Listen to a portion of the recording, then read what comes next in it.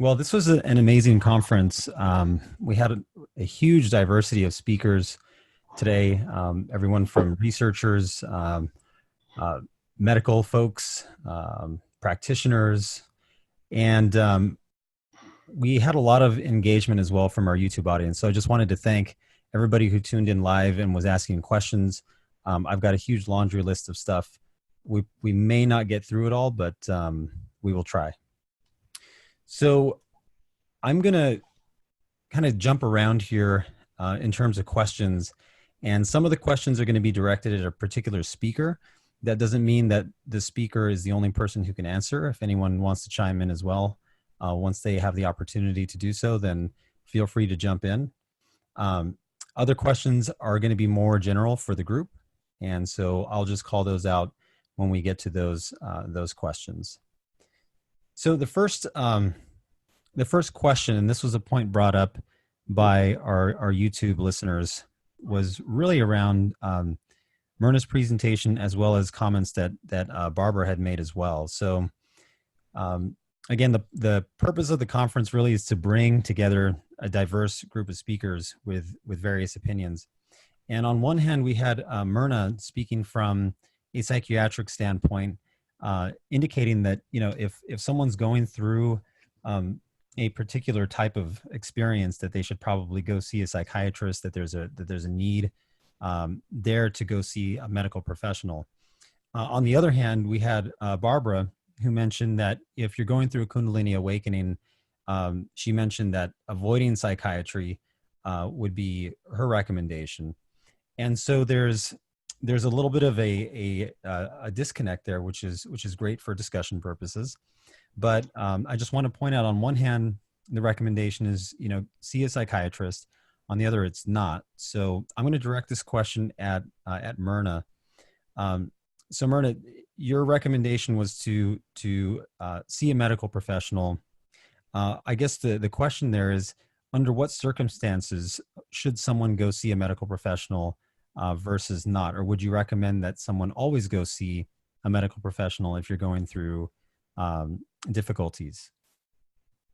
Well, well, first of all, thank you for the question. As I said in my talk, there's like two things to consider. One is, how much are your symptoms bothering you? Your personal your personal in your personal body, and your psyche, and how much it's bothering your life, your activities of daily living. So, are you functioning? Can you get out of bed in the morning? Can you go to the store? Can you, cook food, make breakfast? Those kinds of things, have relationships with people. And versus also the idea that if you have very severe symptoms, such as hearing voices, having very big mood swings, getting into mania where you start making bad decisions, that sort of thing. So no, I don't think everyone needs to have medication. I think when things start to bother you,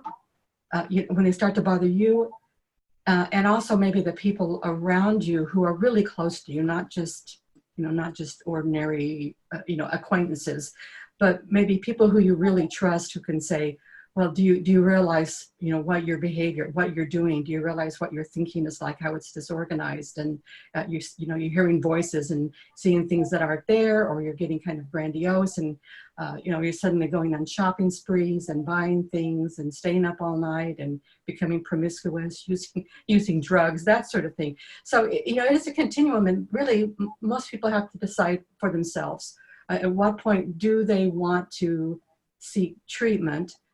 I do not look at it like the first line, but I think it can be very helpful. I think it can be life-saving. I hope some of the examples I gave you were that some people's lives have been saved by these medications when the behaviors were extreme or dangerous. So I think they have their place. It's just that they have to be used with discretion, and also who you see has to also be, discretionary. All right, and that answers actually a couple questions that came from the audience. They were just mentioning, what is that line? Is there some sort of, criteria where someone should go in and see a medical professional? Um, Another question, kind of dovetailing off of what you just mentioned around medication. Curious about, and this is a question from Meredith that she was just kind of listening into. She was curious about the medications that are typically would be used and what they're designed to do. Well, there's kind of, three classes of medications: anti-anxiety medications, antidepressants, mood stabilizers, and then the fourth would be, antipsychotics. So, for example, if your Kundalini experience is causing you so much anxiety, so much panic that you can't function, that you can hardly get out of bed in the morning. You don't go out at all anymore. You become agoraphobic. You stay in your house. You won't go out. You won't drive the car. You become worried that something bad is going to happen to you, that you're sweating, the walls are closing in, you feel faint, you have palpitations, you think you might die. That's when it's good to get a medication. Now, most of these, most of the anti-anxiety medications like benzodiazepines are for short-term use only. But with all these medications, the idea is to get you over the hump, so you can get a handle on things, because you're not going to get any place in your spiritual practice if you're so depressed that you can't get out of bed in the morning and can't function, or that you're so anxious that you can't even sit and concentrate, or that if you have a severe mood disorder where you're extremely depressed, or you're flying high and going out and doing these things that cause you harm. So that's really the class of medications. As I said, they should be used discriminately, and hopefully not for the long term. So that's the four classes. And, most of us here today probably would not need something as serious as an antipsychotic, but, perhaps. So in addition to the drugs, another question that was asked was, are psychiatrists or psychologists allowed to offer other courses of treatment other than medications, like yogic practices, whether it be breathing or exercises or Eastern types of treatments? Is that something that is part of the practice? Yeah, sure, absolutely. And many psychiatrists do. It depends on where you live. Here, where I live, it's kind of a bubble, and it wouldn't be at all uncommon for a psychiatrist to recommend, yoga or acupuncture or anything that's considered, alternative. And in fact, it's more of a growing acceptance for these kinds of practices. So I don't think most psychiatrists would be adverse to the idea at all. I've even had clients, psychiatrists who agreed to have patients go to, not a shaman, like for a priest, for a, when you get demons exorcised, exorcism. Yeah, thank you. Yeah, go for an exorcism. So I think that most psychiatrists are willing to do whatever works, as long as it's helping the patient and not doing harm. And in fact, as I said, even in the clinic where I worked, there was acupuncture, there was a chiropractor, there were other nutritionists. So, and also a nice little gym for people to get exercise. So everyone, had those available to them. So it's, I think things have changed a lot over the years. Could I just say something, Mike? Yeah, absolutely. That two things that, I thought was very clear to me, important to make clear, that Myrna did not say everybody should go to a psychiatrist. She said, and it was also seek medical help. And again, it wasn't everybody. I thought that was really important that came out, because in the beginning, it almost sounded like we had these two very big poles apart, one where never go and always go. And certainly not at that end of the pole by any stretch of the imagination. And then in your second point, you said something about the different people had actually mentioned psychologists. And it's just important to note that psychologists can't prescribe medication. Psychiatrists are part of the medical field. So going to a psychologist, you're not going to get prescribed medication. Or they might send you. Yeah, or to they a might psychiatrist for medication. Yes, they could. That's the threat. Barbara's back on, by the way. I had a horrible time getting on. Let me just add to that there are ways to help people without prescriptions, especially antipsychotics. Once you're on an antipsychotic or an antidepressant, you will be on it forever. And if you try to get off of it, it's pure hell. Dietary, food, fried food stops the energy from moving. Root vegetables will help. If you're a vegetarian, eat some red meat. That will stop it. There are other ways to stop it. Stop meditating if it's overwhelming. But there are natural ways to do this without letting a psychiatrist give you a pharmaceutical. I think the point that what I'm trying to make is that if you and I know Myrna so well that I know, I'm sorry to speak for her, but that absolutely, I mean, all those things are first line. And as she clearly said, it's not first line of defense to do any of that. There are times, rare we hope, when maybe there's the only thing that can help. And certainly people get on and off these drugs. It's not inevitable that you're on them forever. I think your cautions are absolutely right, though. All that caution is really right. But I think there can be times when it works. So I'm stepping back out of this. This is okay. I'm Myrna, come back on if she wants. Anyway, I'll mute myself. Then I can't talk. Can I just share a thought on that? Yes, please. Yeah. So what happened with me was that I couldn't eat, and I didn't realize when I read Gopi Krishna's book, Living with Kundalini, afterwards, I recognized something that had happened to me as well, but I didn't know this at the time. And that was that anytime I put food in my mouth, it would make the darkness and the intensity worse. And I couldn't sleep at all. And I had I'm not a pill taker, but I had some Valium from I don't know when, and I wouldn't even take the Valium to help me sleep. I had the innate understanding that if I couldn't even put food in my mouth, and I literally walked around with like a roll of seaweed and rice for like so long, hoping I could just like get something in my mouth. So I was having no food. I was definitely the kind of person that Myrna would suggest, like at that point you want to go seek help. But my concern in that state was that I was very scared that they wouldn't understand that any kind of drug in my system, if I couldn't even consume food, was going to toxify my system even more. And so I didn't know where to turn. So I think that the challenge here, like I'm not saying that there should or shouldn't be. I think everybody has to make their own decision in it. But I think that there's so much we don't know about what really happens energetically and chemically. The body changes in that heightened state, you know? And so the amount of amrita, we'll call it, because we don't have another word, but like it's a whole shift of, I mean, if I could taste the difference of chemicals between who I am like this and who I was like that, it's like an entirely different being with light and movement and everything happening through the body and cold and heat.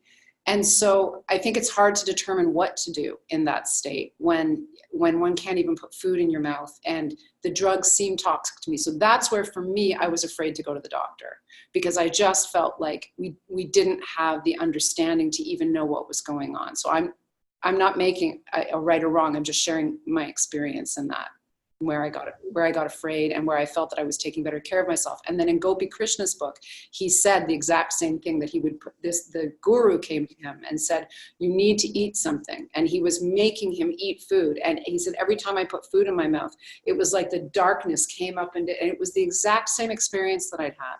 So I just think there's so much we don't know.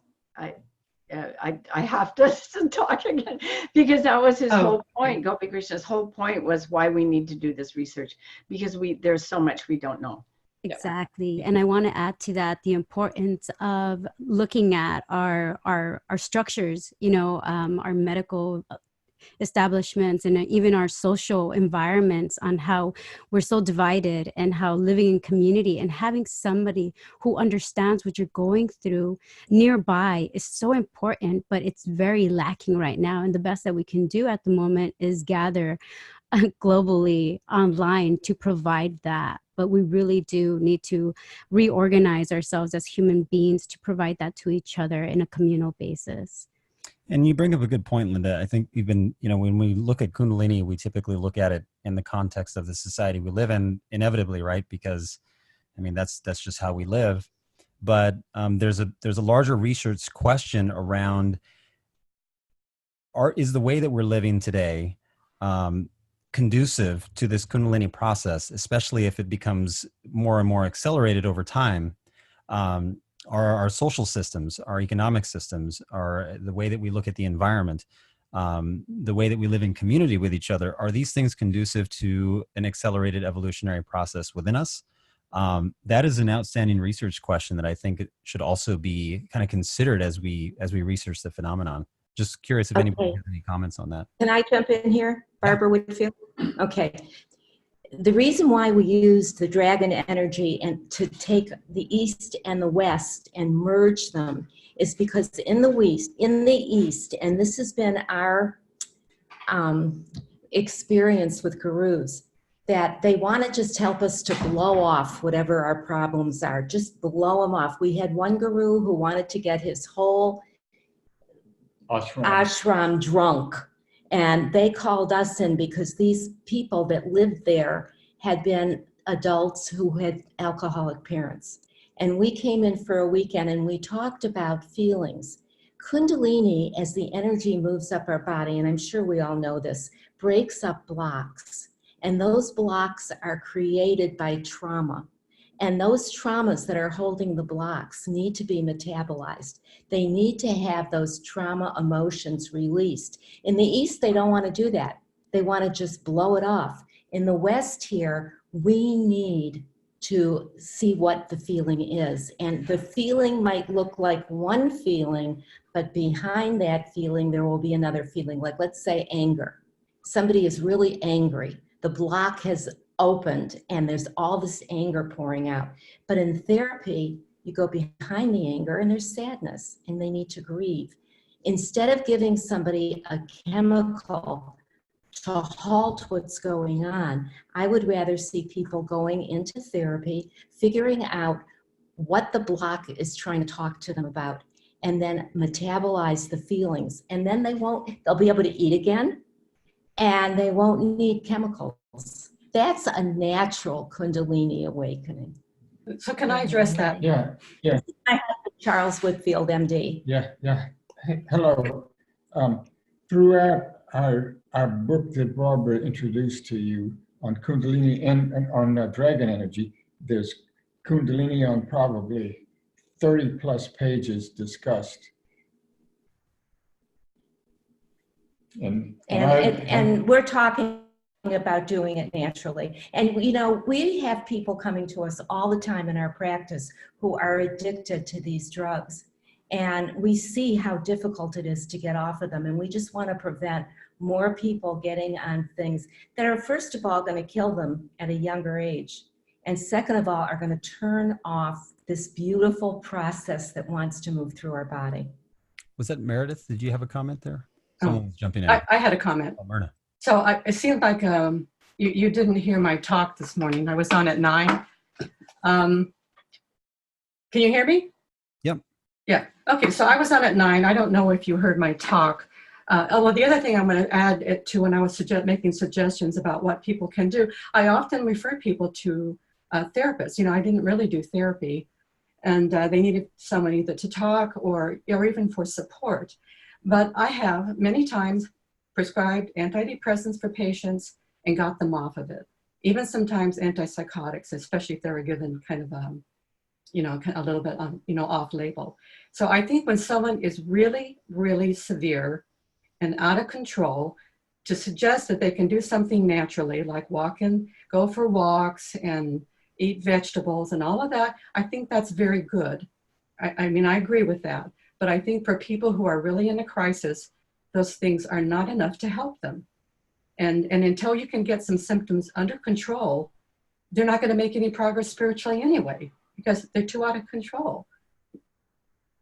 Okay. So I have Can I say I something? have some friends. Yes, please. One friend in particular who had an episode in his teenage years, and I can say today, it was a combination of what I would consider a Kundalini awakening and a psychotic break. He basically went schizophrenic, and today, he is in a place where the medication is something that helps him. It helps him remain cognizant and just grounded. But I could also see in many other cases where people that we've interacted with where that might not be the best course of action, where it's more manageable. I wanted to just shift gears here. We had a lot of comments. We were talking about the psychological aspect and drugs and everything like this, and just the psychiatric psychological practices in general. But I wanted to shift over to kind of the physical part, because we had Thornton and Mauro talking more about this from a medical perspective. Mauro, a couple quick questions for you. We had folks asking about the CSF. People, when you started talking, they started asking a lot of questions about its nature and function. Questions about whether it's electrolytic, whether there's hormones that potentially are distributed through the CSF, and also questions about DMT and its relationship to the CSF, if there's been any research there. So I know there's three different things, but if you wanted to chime in on any one of those. Yes, and no. So it's very electro. I mean, it's an ionic buffer. It has ions, sodium, chloride, potassium, magnesium, the classic buffers. It's a bodily fluid. So you can imagine, just like every bodily fluid, it would be an extracellular fluid. So it has a different composition than the intracellular fluid. And it does have hormones. In fact, we probably don't know all the hormones that it has in it, because it's very difficult to study.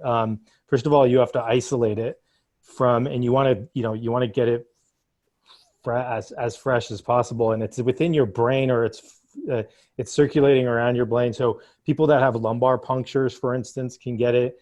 But there's a lot of albumin and protein called transferrin in it.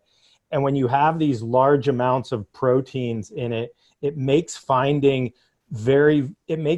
other compounds in there that are in very, very, very, very small concentrations, but still very potent, difficult to find sometimes. So I don't actually think we know exactly what is in it still. And that's kind of a fascinating thing. Just the fact that DMT was recently found in human cerebrospinal fluid specifically, the scientist went searching for it. So it's not something that you can kind of say, hey, here's a fluid, let's just look at what's in it. We did that, and we came up with a slew of like 270 proteins and stuff like that. And we characterized it, and that was part of my dissertation. But if there's something that you want to like specifically ask for, you have to sort of go searching for it. And we don't know when it's released, right? So imagine this fluid as something where your pineal gland can sort of send a little signal in, or the choroid plexus can send something in, and it's only at a certain time of the day. Or, it's only at a certain moment in your life or something like that, and then it's not there. Or it's there in such small concentrations that you were not able to see it with the instruments that we have available. So making more sensitive instruments will help that. Also looking at specifically what's in the choroid plexus and the pineal gland, what's coming out of those glands, for instance, what's coming out of the pituitary gland. All those are going to be really important questions. But again, it's a difficult thing to study, which is why I love, the work that Thornton is doing in terms of looking at, can we look at this from a bioelectric, biophysiological, bioenergetic perspective? Is there any way that, chakra cameras, energetic field, but can we look at something that actually can look within the cerebrospinal fluid, like that can look inside?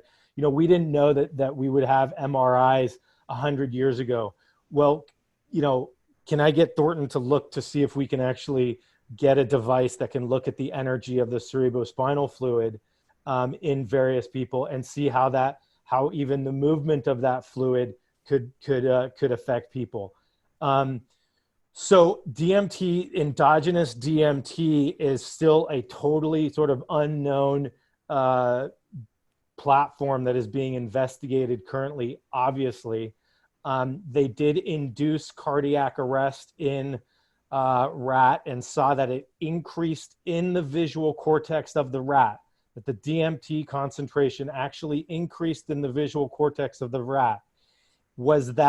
Could we say that that's analogous to whatever, you know, a near-death experience with a light, or, you know, what does DMT at the visual cortex actually do to the visual cortex?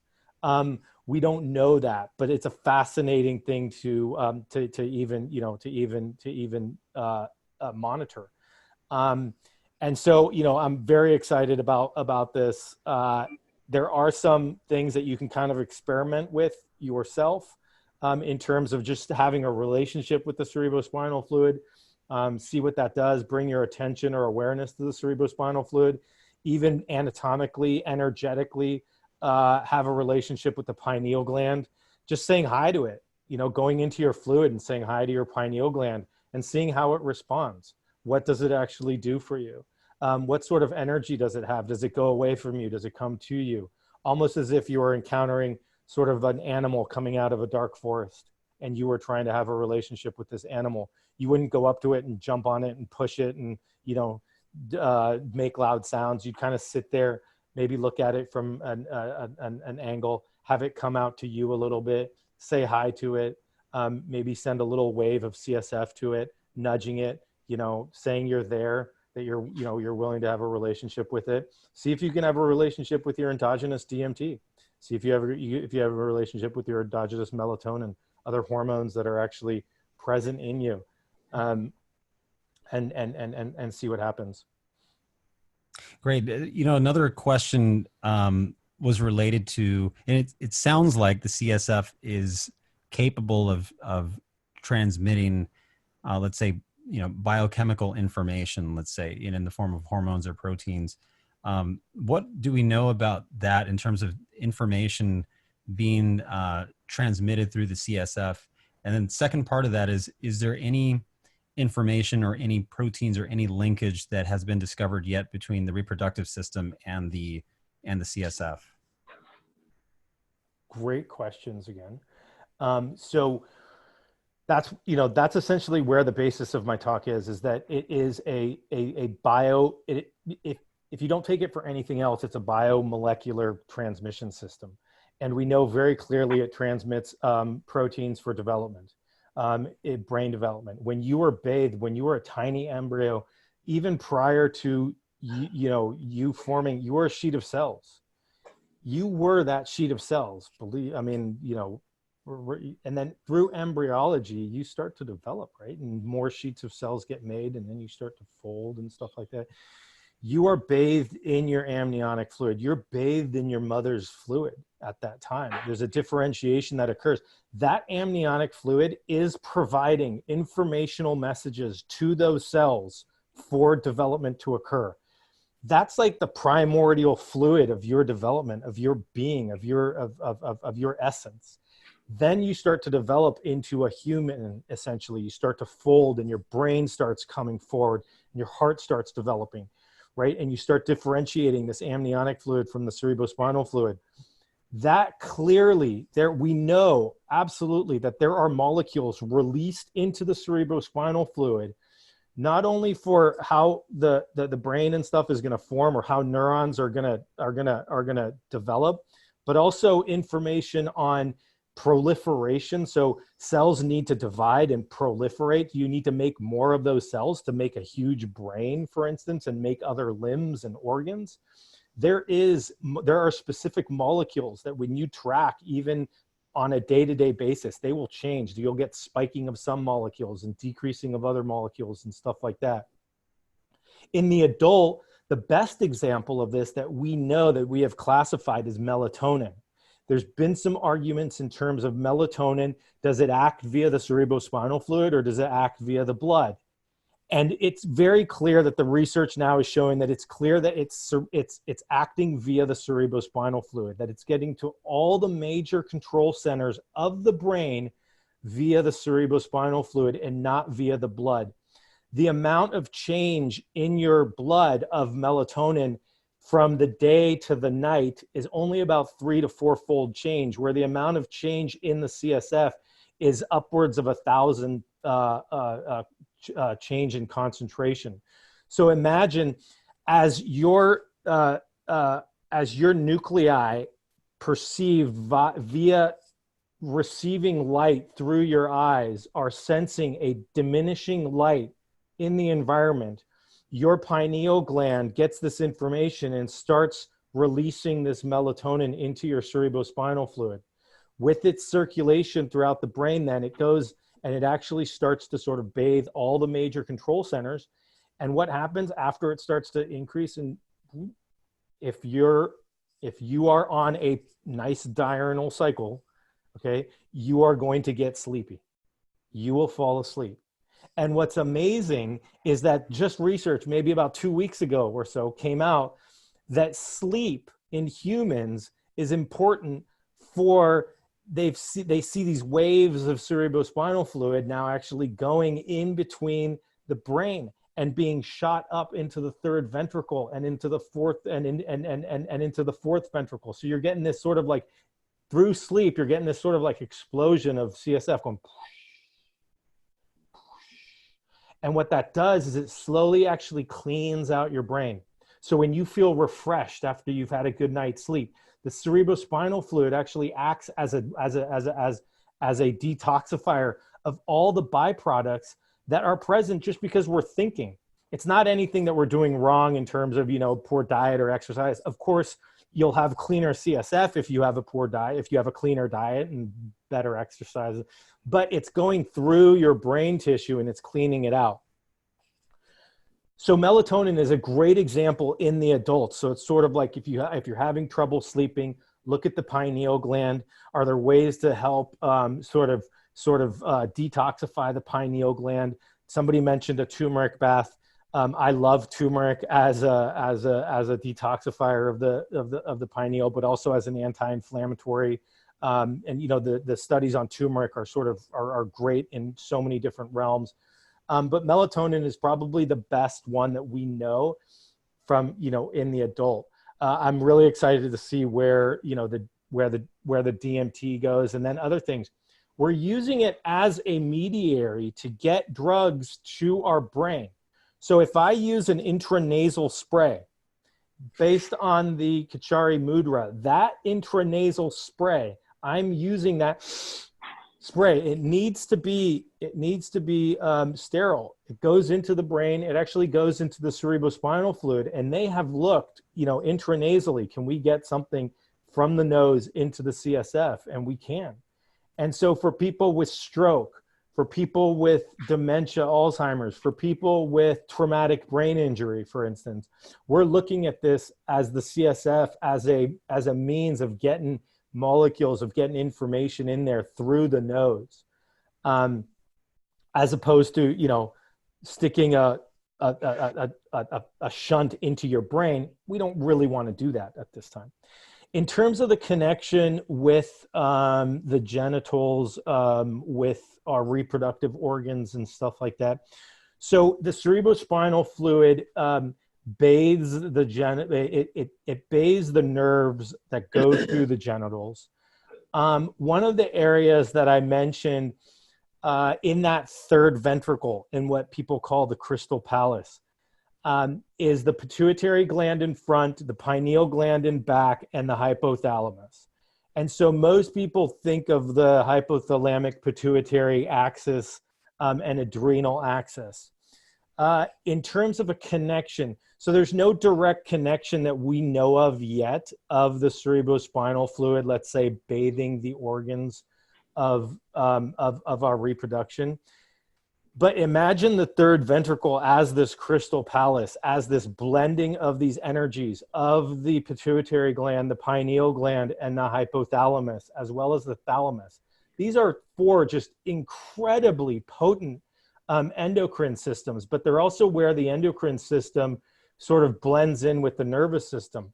Let me just read you, for instance, the hormones that come from the hypothalamus.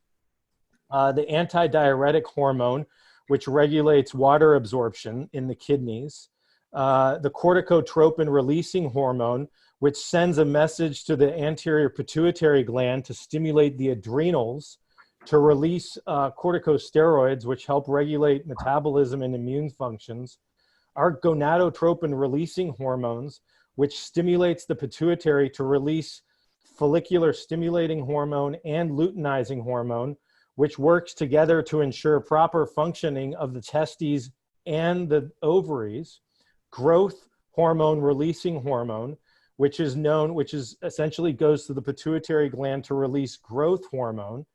Oxytocin, which is not only given during if you want to induce contractions, but also we're sort of calling it the love hormone, the emotional bonding hormone that is released.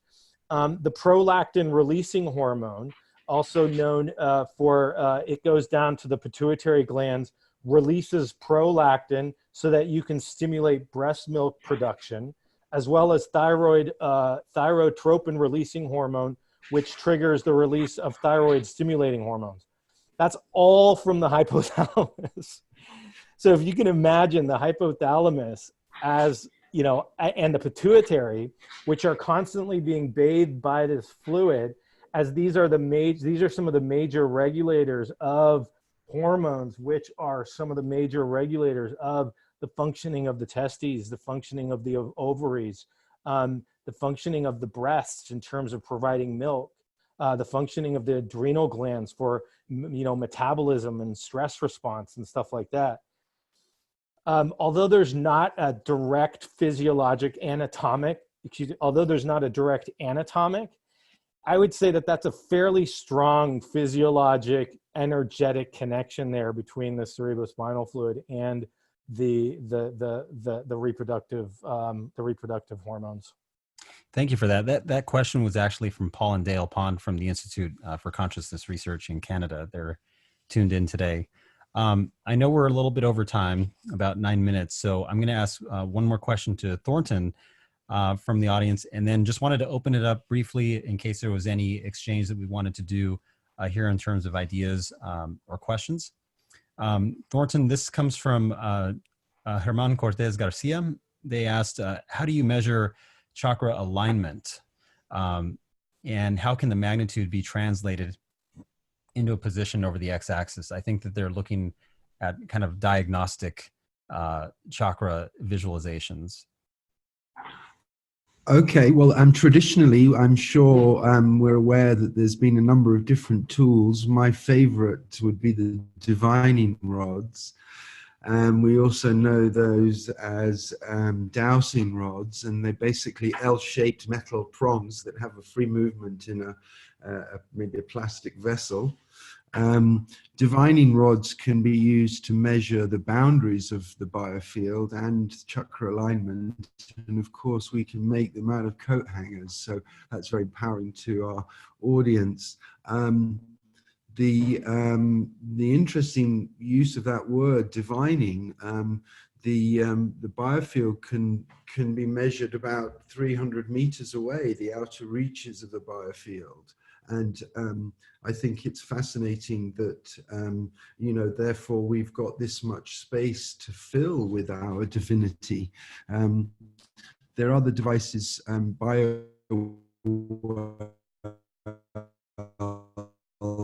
think, as one of the devices which measures chakra alignment. Sorry, can you repeat that one more time, Thornton? You broke up just for a minute there at the beginning of that. It's called the BioWell device. There are a number of other much more accessible tools, though. I think I remember giving a lecture in Brazil to a few thousand practitioners, and they got very upset with me when I said, you know, we don't need to use pendulums anymore because we have devices like the biofield viewer where we can actually see the chakras and their alignment, and they got very upset. And I wasn't saying we don't need pendulums, because some people rely on them on a daily basis to get that communication with the sort of underlying kind of innate in the human individual they're screening. So yeah, I think there's a whole array of different devices that could measure chakra alignment now. And I think that's why Kundalini research has suddenly had the light switched on.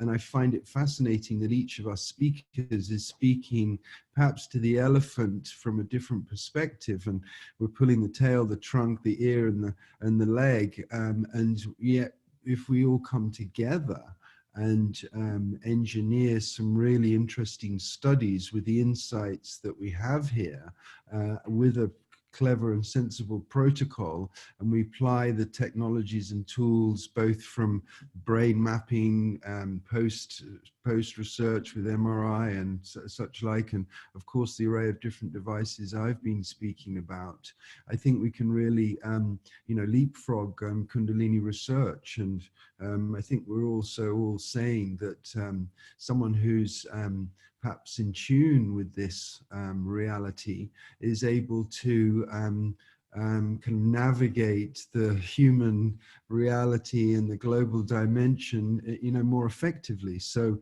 of course there are outliers. I would like to perhaps consider, you know, the subjective entities when we talk about psychiatric drugs. They've really been kept outside. Somebody mentioned exorcism. Well, what exactly is the exorcist exorcising? Certainly our imaging shows entities. And if there's a corroboration between the symptoms that the first speaker addressed, the different groups of medications, are we also seeing numbers of different entities of different types? So I'd be very concerned that this work isn't done. I think your institute, the Emerging Sciences Foundation, provides a very healthy platform for us to check out the chakra alignment of individuals in professionally conducted gold standard studies, and I'd be thrilled to take part in them. Great, thank you, Thornton. We're out of time, but I just wanted to open it up to the group if there were any questions that we wanted to ask each other, or voicing any comments. I just wanted to open it up maybe for 2-3 minutes now, if you guys can hang on that long. I have a question from Mauro. I'm wondering if in embryology, is it too simplistic to say, is there like a mirroring, we're almost kind of coming apart in this way as we're creating the different kind of V patterns and tubing? Is there a mirroring really that tends to happen at all? There's a symmetry that occurs for sure between the right and the left. There needs to be a midline determined, which is a fascinating question. You know, they're still trying to determine essentially what determines, you know, what truly determines the midline. Some people say, well, it's where the sperm hits the egg, and then that's where the head is going to develop. I'm not sure that's fully been mapped out yet. And so something needs to create the midline. Something needs to, in that, you know, in those cells, something needs to say, this is the midline. And anytime we look for the marker, that marker needs to already been present in physical form to be able to see it.